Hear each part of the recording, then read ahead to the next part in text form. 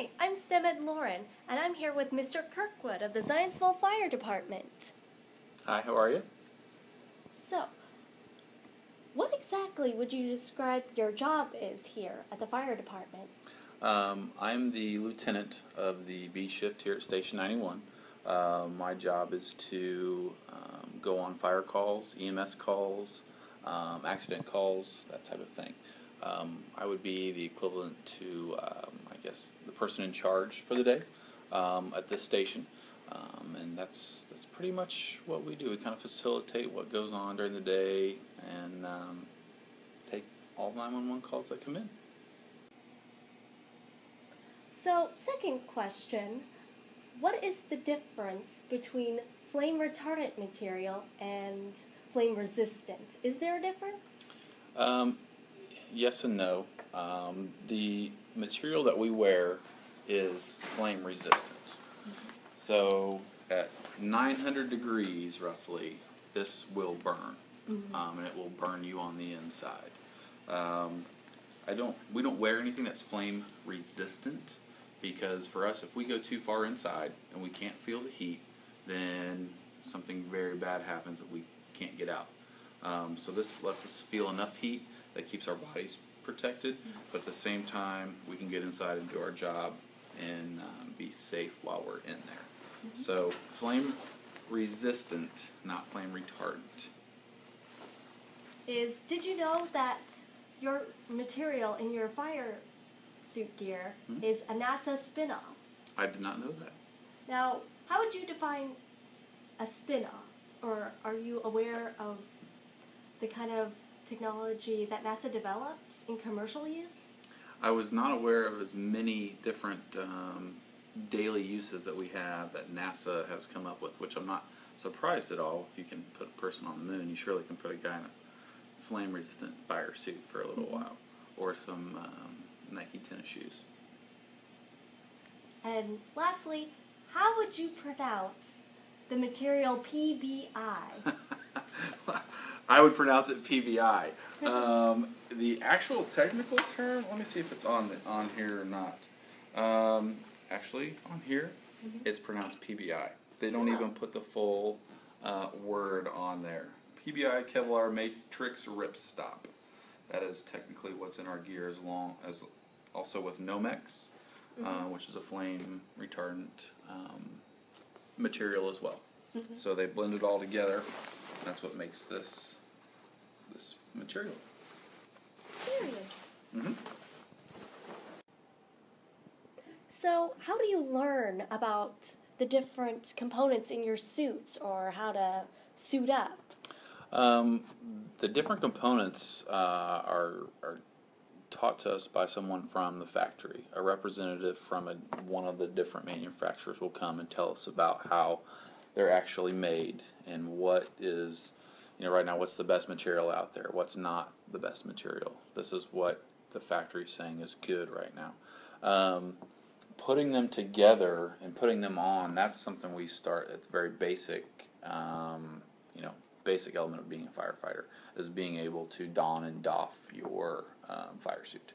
And it should take you under a minute to be in it and out the door. So right now, if we got a call, I'd have 1 minute to get from here to the engine, to get it on, to get in the truck and be out the door. Nighttime they give us 2 minutes because we would be upstairs and asleep, and you see guys flop out of bed and put their contacts in, or they have to wake up for a second, that kind of thing.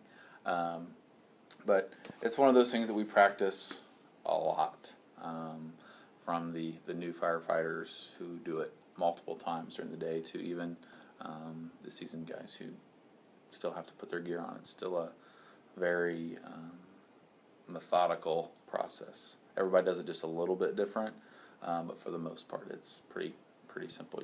Your boots are in your pants, and they go up. Your Nomex goes on, coat goes on, and then you get in and go from there. Thank you. So, is there anything interesting you see when you're at the factory watching the suits be made? We tour the factory every year, and they're always testing the gear in different ways to show us. One of the ways they do it, they take a a tray. It's about this big around. They'll take these small swatches of material and they'll put them on top of each other, like in layers like that. They'll put a piece of the liner material, this white material here, and then a piece of the shell material, which is like this right here. And then there's a torch that they point down just like this, and they burn it for so many seconds. And then there, of course, there's a computer hooked to all that, so they can measure how long, the length of time it will take for this to catch on fire and actually burn. And once that's burned, then they check the bottom layer to see what it would take for this part being against my body, how much longer it would take for it to burn. So I thought that was very, very interesting at the factory to see how they test the small pieces. So earlier we were talking about PBI and fire suits. Could you tell us more about your suits? Our suits are made out of two different layers. You have a thermal barrier, which is a layer that keeps heat and moisture out as well. This air pocket in between the two, the shell and the liner, is also a protectant as well. The shell is made out of PBI material, Kevlar, Nomex, flame retardant. All three of those put together help to keep us from getting burned and from the heat as well. But that's pretty much how it works. It's I don't say basic, but this layer is a thermal protector. The air in between the layers protects us as well, and then the shell with the PBI Kevlar Nomex mix keeps us safe as well. And that's pretty much what we wear in our fire suits. There's not much PBI in here, but this is a Nomex hood that we wear under our gear, obviously to protect our ears and our heads, necks, and that kind of thing. This one is a Lenzig Nomex. It's just a it's kind of a two pieces put together. It's not just Nomex, and it's not just a Lenzig material. They've made them together to help protect us a little bit more. It's a little bit better, more breathable, but at the same time adds the same protection as it would, because Nomex is hot. It does not breathe at all by itself. So they put this together to help us help it breathe a little bit better.